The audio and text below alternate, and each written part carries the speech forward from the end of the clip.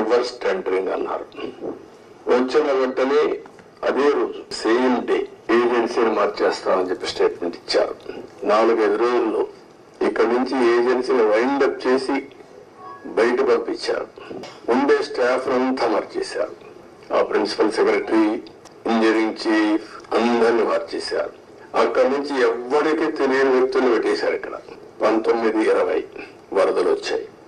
గోదావరి వరదలు వస్తే ఎంత తీవ్రంగా వస్తాయో మనందరికీ తెలుసు.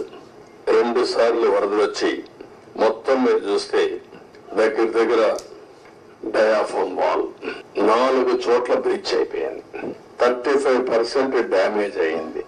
ఆ డయాఫామ్ వాల్ కాపాడవలసినటువంటి ప్రభుత్వం కాపాడకుండా ఇష్టానుసారంగా ప్రాజెక్టు యొక్క ఫేట్ తో ఆడుకొని ఇప్పుడు మొత్తం ఈ డ్యామేజ్లు అయితే ఆ డ్యామేజ్ కూడా కనుగొనడానికి ఒక 1 year పట్టింది.